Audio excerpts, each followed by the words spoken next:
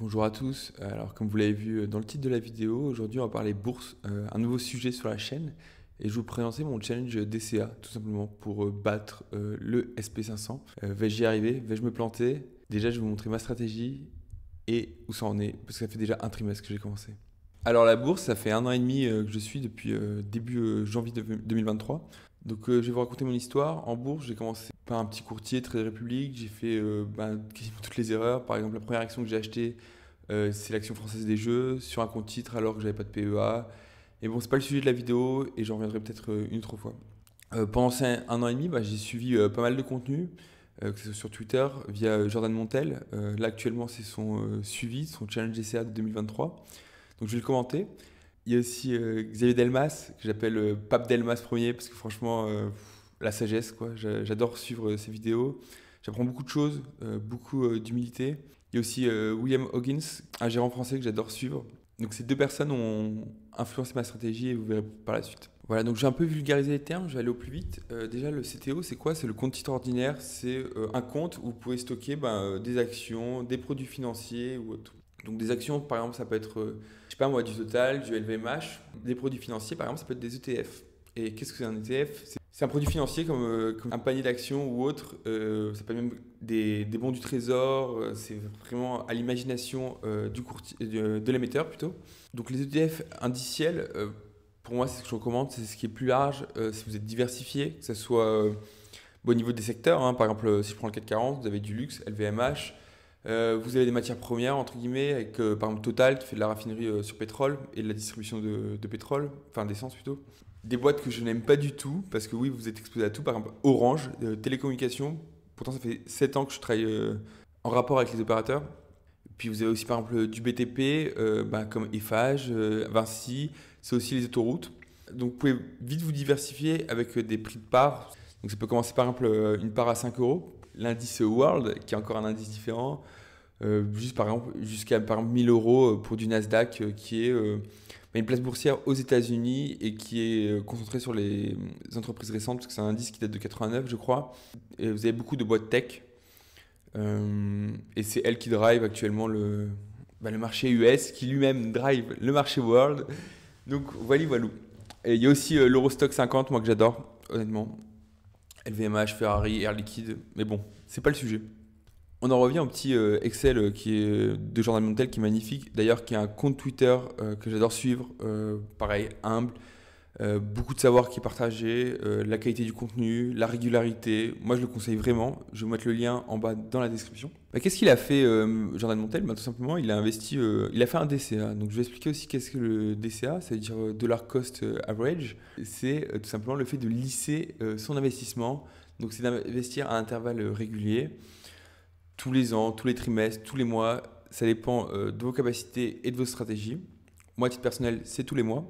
Par exemple, quand vous venez là, par exemple, si vous avez fait l'investissement début septembre 2021 et que vous n'avez rien fait et que vous arrivez quasiment 3 ans plus tard, hein, le 19 janvier, vous avez fait plus zéro, vous dites c'est pas ouf. En fait, le fait de faire un DCA, ça permet tout simplement de lisser l'investissement et de renforcer quand ça baisse.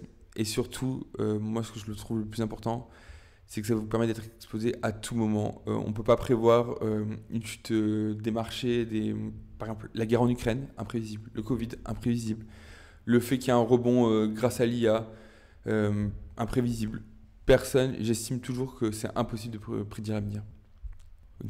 Donc qu'est-ce que fait Jordan Montel? Il a fait un DCA, je crois que c'est 50 dollars ou 50 euros, je ne sais plus, qui mettait par action chaque mois. Oui, c'est ça. Et il a mesuré la perf. Et donc, il n'a pas réussi à battre le SP500. Et pour moi, il y a plusieurs raisons. Alors déjà, c'est sa stratégie. Il a voulu se diversifier. Comme vous voyez, il y a 9 actions, autant pour moi. Mais moi, il y a des actions que j'aurais jamais achetées l'année dernière. Par exemple, je pense à 3M, qui a des problèmes judiciaires. Il y a des boîtes qui sont assez cycliques, comme la santé par exemple. Johnson Johnson, il y a eu le vaccin. Ils étaient super hauts, ils ont fait des chiffres magnifiques. C'était sûr que quand le vaccin allait s'arrêter, ça allait baisser. Il y a aussi des boîtes comme Realty Income qui sont, moi je l'ai acheté celle-là par contre, qui sont exposées à la dette tout simplement, qui sont exposées à l'immobilier, qui est exposé à la dette. Les taux ont augmenté dû à la guerre en Ukraine. bien sûr, ça tue le business, les investisseurs reculent, l'action baisse. Donc je pense aussi qu'on peut battre le SP500. Je m'appuie tout simplement sur cette étude. Et vous voyez que l'année 2023, en fait, il n'y a que 25%. Donc une entreprise sur 4 de l'indice SP500 qui a superformé l'indice. Qu'est-ce que ça veut dire par exemple? Vous prenez 4 actions au hasard dans le SP500, vous aviez une chance sur 4 qu'elles superforment. Alors bien sûr, il ne faut pas faire du hasard, c'était juste pour imaginer les pourcentages et les probabilités. Mais vous voyez par exemple qu'en 2022, il y a 57%, donc c'est plus de la moitié. 2016, 51%. Et on va dire que les 25% de 2023, c'est quand même assez bas par rapport aux 10 dernières années. Ça tourne plus autour des 40%. Donc j'estime qu'en faisant une présélection, en choisissant par exemple des business de qualité, des bons critères aussi, c'est important les critères fondamentaux. La macroéconomie, je pense que ça n'a pas trop d'importance quand ça a du long terme. Pour moi, la bourse, c'est minimum 5 ans, 10 ans. Ça fait qu'1 an et demi que je suis la bourse. Donc vous voyez, je suis tout nouveau, je suis un petit noob, je découvre avec vous. Peut-être que vous êtes expert, tant mieux, n'hésitez pas à partager. Donc voilà les résultats du DCA de Jordan Montel. Il a fait 3,33% sur son compte titre de performance. Donc oui, il n'a pas fait 0%, mais c'est en dessous de l'indice et c'est la puissance des ETF. Donc, et vous voyez qu'en fait l'indice, s'il aurait pris un ETF, il aurait fait 24%. Donc il y a quand même 20 points de différence, ce qui est juste énorme. On passe de 3,3, j'ai rendu à 4 à 24%. Il aurait pris que des ETF, il aurait fait 5 fois plus, quasiment. Donc voilà, ça c'était son étude. Franchement, il l'a fait. Respect à lui, méthodologie, le suivi est parfait. Et oui, et aussi, autre point, en fait, tout simplement, c'est du long terme et il a fait cette expérience sur 1 an. Donc 1 an versus 5 ans, ça me paraît très court pour mesurer une performance. Pour moi, il faut le faire minimum sur 5 ans. Et c'est ce que je vais essayer de faire, moi, justement. Donc voilà. Et donc là, je vous présente ma stratégie. Déjà, il y a Xavier Delmas, pour ceux qui ne connaissent pas, Zone Bourse, grand gérant de portefeuille. Il était à Londres, puis en Suisse, je crois. Il crée beaucoup de contenu, podcasts, chercheurs de valeur. Franchement, c'était un très bon podcast. Dommage que ça soit arrêté, mais bon, c'est comme ça. Il a fait une vidéo « Pourquoi les gérants de fonds sous-performent la bourse ?» moi, qui m'a vraiment marqué et qui était super intéressante. J'ai pas les droits, monsieur Delmas, donc strikez pas la vidéo. De toute façon, je mettrai tous les liens en bas dans la description. Donc je vais faire un résumé rapide et aussi les gérants de fonds, en fait ils ont des obligations tout simplement. Déjà ils doivent être tout le temps exposés au marché. Ils se sont aperçus pendant l'étude que le top 5 superformait l'indice de 2 à 4% tout simplement. Donc pour lui pareil, c'est pas un conseiller en investissement. Il estimait qu'il fallait peut-être mieux que les gérants de fonds aient 5 ou 10 fortes convictions, pas plus, qu'ils investissent énormément dessus, tout simplement pour battre le marché. Après, c'est aussi des fonds, donc ils sont obligés d'être diversifiés, un peu comme le DCA au final de Jordan Montel. Mais moi, j'estime, de toute façon, je suis un particulier, et surtout, je n'ai pas besoin d'être autant diversifié. Moi, ma diversification, vous allez la voir, je vais la prendre dans les ETF. Je vous montrerai après. Donc ça, c'était les 2 premiers points, forte conviction, et les fonds ne sont pas des particuliers. Ensuite, il y a William Hoggins, donc je ne vais pas vous mettre la vidéo parce qu'elle est assez longue, vous avez le lien là qui est affiché. Elle dure quand même... elle dure quand même 1 heure. Et franchement, c'est une masterclass. Il gère un fonds qui fait du 14% annualisé sur 30 ans avec des small caps, c'est-à-dire des petites capitalisations boursières françaises. Et il bat par exemple le SP500 sur la même période ou le MSCI World, ce qui est juste de l'art magnifique. Enfin, pour moi, je contemple. Je n'ai pas ce niveau, je le dis clairement. Déjà, il dit des choses simples. Il dit qu'on est des êtres humains qu'on ne peut pas prédire et qu'il y a toujours des taux d'erreur. Donc la première chose que j'ai retenue, c'est qu'on ne peut pas acheter ou vendre au meilleur prix. Par exemple, si je reprends Meta, voilà, c'était à 19 $, le meilleur moment ça aurait été là. Après, il y a la progression, donc c'était trop tard, ça aurait été de vendre là, puis de racheter au point le plus bas, 90 $, pour vendre ensuite à 500 actuellement. Ça, c'est la théorie, c'est magnifique, mais personne ne peut prédire l'avenir et j'en reste persuadé. Et ça rejoint aussi le point 2 où il dit pas de cash parce que justement il cite des études qui dit le fait d'avoir une poche de cash, le cash sous-performe le marché de 2% de façon générale. Du coup, garder du cash pour attendre une baisse, en fait c'est contre-productif. Et c'est pas moi qui le dis, c'est un mec qui bat le marché depuis 30 ans, ce qui est juste énorme et c'est un professionnel. Moi je suis juste un amateur, ne l'oubliez pas. Donc là je vais vous présenter ma stratégie à long terme. C'est que tout simplement, pour chaque euro investi en ETF, il y a 1 euro qui est investi en action. Je vais utiliser la part ETF pour deux choses. La première chose, c'est pour me diversifier tout simplement parce que je suis exposé aux 500. Donc, alerte spoil, c'est que des actions américaines. Donc, avec 1 euro, je serai diversifié sur 500 actions de plusieurs secteurs, hein. Et après, c'est 1 euro sur des actions de forte conviction. Et le deuxième point qui est important, c'est que ça va me permettre de mesurer ma perf. Parce que parfois, je vois des choses passer du genre, j'ai commencé en octobre, j'ai investi, oh, j'ai superformé le marché. Parce que les gens prennent du 1er janvier 2023, par exemple, au 31 décembre 2023. En fait, non. Quand vous, par exemple, vous investissez en août, il faut prendre la valeur de l'indice en août pour mesurer sa performance. Donc, c'est ce que je vais faire de façon totalement passive via mon DCA sur ETF. Donc là, je m'autorise 5 actions pour l'instant pour suivre, pour regarder les comptes de résultats, les bilans trimestriels. Avant, je regardais juste les fondamentaux et ça s'arrêtait là. Donc, ça permet de progresser tout simplement, d'améliorer mon suivi. Je vais garder 6 à 12 mois minimum les actions. Et ensuite, j'éliminerai peut-être la pire performance. Donc ça, c'est Hoggins qui le dit. Je n'ai pas retrouvé le podcast. Mais il disait que mathématiquement, en fait, d'éliminer sa pire performance, mathématiquement, vous augmentez la performance globale du portefeuille. Et ça me permettra aussi tout simplement d'arbitrer quand je ferai des erreurs. Parce que oui, je suis un être humain et je ferai toujours des erreurs, j'en suis certain. Le courtier, j'utiliserai Trade Republic. Tout simplement parce qu'il est facile d'accès, donc c'est assez basique l'interface. Moi ça me va parce que je suis toujours débutant. De toute façon, tant que j'ai pas mangé une grosse crise style 2008 ou Covid, j'estime que je serai toujours débutant et j'aurais pas vu tout le scope, tous les scénarios possibles de la bourse. Donc Trade Republic, c'est une boîte allemande. Les actions, elles sont gardées par une filiale de JP Morgan, donc c'est quelque chose d'assez gros, donc ça me rassure.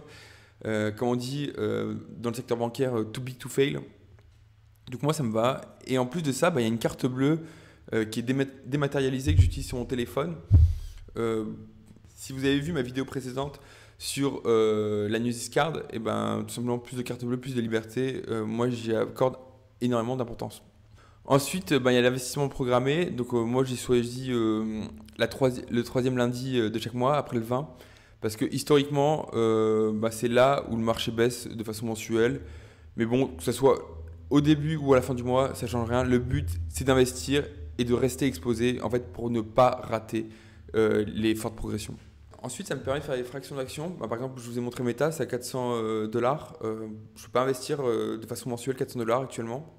Donc j'estime que c'est bon pour mon cas qui suit un petit budget. Il y a d'autres courtiers qui le permettent. Il y a par exemple eToro, mais c'est à Chypre. Moi, je ne suis pas fan des courtiers à Chypre. Je préfère des courtiers allemands. Tout simplement parce que j'estime que c'est mieux régulé. Mais de toute façon, faites vos propres recherches. Il y a aussi Interactive Broker que j'ai regardé. Mais pareil, en fait, pour passer de l'euro au dollar, il y a 1 euro de frais. Ce qui est trop grand. Vous allez voir, j'investis 100 euros par mois actuellement. Donc ça fait quand même 1% de la performance qui est mangée d'entrée. Que 1 dollar pour 100 dollars, tout simplement, ça fait 1% de frais d'entrée et c'est juste énorme. J'en ai pas parlé aussi, mais les frais en investissement, c'est très important. J'en ai pas parlé, mais il y a la chaîne Finari de Mehdi qui est juste magnifique aussi, que je recommande à 100%. Donc là, on se retrouve sur mon portefeuille Trade Republic. Donc voici ma performance en toute sincérité. Et comme je vous disais, j'ai commencé à ce moment-là, début janvier 2023. Et vous voyez que c'était pas très très beau, tout simplement parce que j'ai testé beaucoup de choses et j'ai investi dans les mauvaises actions, j'ai fait des erreurs. Donc par exemple là je crois que j'étais à moins 10%, je sais pas où je peux le voir. Voilà, j'étais à moins 10, 83%, moins 11%. Alors que par exemple le méta que j'avais montré tout à l'heure, il a fait quasiment il a fait x3 en une année. J'ai aussi profité de cette année 2023 pour tester plusieurs types d'investissements. Dividendes croissants, je ne l'ai pas fait parce que sur un an, ça n'a aucun sens. Et les actions de croissance aussi, j'ai fait. Les actions de qualité. J'ai un peu tout testé. Et en 5e, j'ai aussi testé la stratégie contre-cyclique. Donc, ça serait la stratégie qui bat le SP500 de 20%. Le fait de tester ces 5 stratégies, c'était vachement intéressant déjà pour tester sa psychologie. Parce que c'est des vrais sous que vous mettez dessus. Vous pouvez tout perdre à tout moment, ne l'oubliez pas. Par exemple, la contre-cyclique, en théorie, vous pouvez faire du 20% annualisé et battre le SP500. Il faut un gros mental. Moi, ça ne m'intéresse pas trop. Je préfère des trucs 100% passifs qui croient, on va dire, de façon naturelle, un peu comme le SP500. Même si des fois, il y a des corrections. Pourquoi je fais aussi cette vidéo ? C'est parce que début août, il y a eu une grosse correction un lundi. Le lundi 6 août, il y a eu une grosse correction. Il y a eu moins 10%. Voilà, c'est le marché qui respire. Enfin, la performance de la semaine, c'est 0%. Donc ça avait juste baissé puis repris. Donc pour moi, c'est une des raisons pour lesquelles il ne faut pas suivre les mouvements macroéconomiques ou autres, hein. Et donc, je vais vous montrer les actions que j'ai choisies. Et est-ce que je vais battre le SP500? Donc ça, il ne faut pas regarder cette ligne, hein. J'ai testé le contre-cyclique. C'est pas ouf. Oui, aussi pareil, là c'est en euros. Moi, ce que je regarde surtout, c'est le pourcentage depuis l'achat. Vous voyez que j'ai fait 1% depuis un an. C'est vraiment pas ouf. Alors certes, ça verse des dividendes. En toute sincérité, au début, on va en bourse pour avoir des dividendes, des revenus passifs. Mais en fait, c'est contre-intuitif parce que oui, certes, les dividendes, c'est des boîtes qui sont matures, mais c'est des boîtes qui ont sûrement peu de croissance à l'avenir. De façon mensuelle, je mets 50 € sur le SP500 et 10 € sur 5 actions différentes. Et je vais vous les présenter. S&P Global, hein, Standard & Poor's, c'est une agence de notation. Vous avez peut-être déjà entendu, c'est eux qui font les notes de crédit pour les États. C'est eux qui font tout simplement les indices. Les ETF prennent de plus en plus d'importance. Et pour chaque émetteur qui reproduit un indice, il y a les droits des royalties qui sont reversés à SP500 par exemple. J'ai présenté Intuit rapidement. Intuit, pareil, c'est une agence de notation entre guillemets pour les PME aux États-Unis qui fait aussi des logiciels. Elle s'est pris un gros coup avec l'IA. Moi, je reste toujours confiant sur le dossier. J'expliquerai plus tard. Cette boîte n'est pas très connue, mais par exemple, pour ceux qui suivent la NBA, l'Infindome à Inglewood des Clippers, c'est cette boîte tout simplement qui fait le naming du stade. Et ça me permet une transition parfaite pour les 3 autres boîtes où j'ai de fortes convictions. Donc Amazon, tout le monde connaît Amazon comme le numéro 1 du retail online, la plus grosse marketplace, hein. Mais c'est aussi du cloud, du streaming via AWS. Et je vous parlais de la NBA, c'est pas pour rien, parce qu'en fait, tout simplement, ils ont racheté les droits de streaming et pareil, ils comptent faire de l'acquisition comme ça. C'est beaucoup plus complexe, hein, mais j'ai une forte conviction sur tout ce qui est cloud et streaming, parce que ça va remplacer tout simplement les autres moyens de communication. Et donc, pareil, c'est à part Netflix qui est vraiment que streaming. Alphabet et Amazon, c'est quand même des boîtes similaires au niveau cloud et streaming. Actuellement, vous regardez cette vidéo sur YouTube. Peut-être que la chaîne sera strike et j'irai sur Dailymotion. Non, je ne crois pas. Voilà, c'était Baptiste. Première vidéo sur la bourse. Il y en aura d'autres.